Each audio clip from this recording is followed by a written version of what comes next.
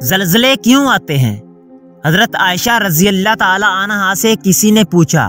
کہ زلزلے کیوں آتے ہیں؟ آپ نے ارشاد فرمایا کہ جب عورتیں غیر مردوں کے لیے خوشبو استعمال کریں،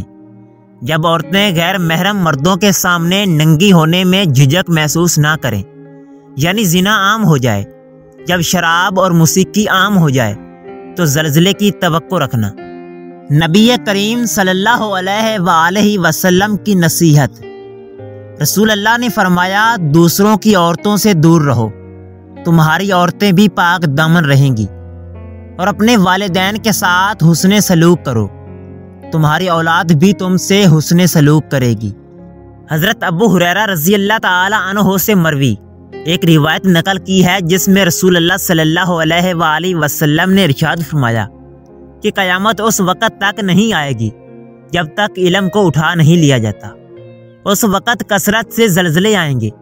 ایک زمانہ دوسرے کے قریب تر ہوگا، فتنہ و فساد ظاہر ہوگا،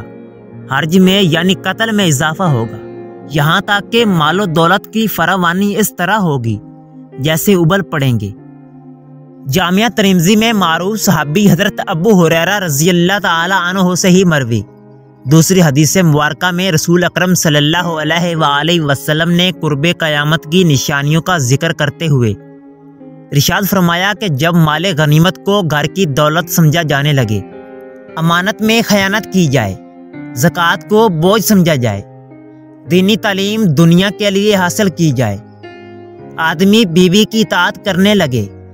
اولاد والدین کو ستانے لگے، دوستوں کو قریب اور والدین کو دور کر دیا جائے، انسان سے ڈر کر اس کی عزت کی جانے لگے، گانے بجانے والی عورتیں اور سامان طیش کی کثرت ہو جائے، شرابیں پی جانے لگیں،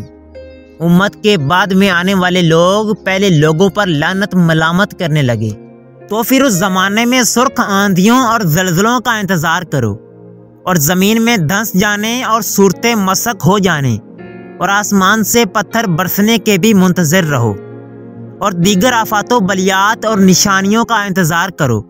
جو اس طرح ظاہر ہوں گی جیسے کسی لڑی کا دھاگا ٹوٹ جائے اور لگاتار اس کے دانے گرتے رہتے ہیں۔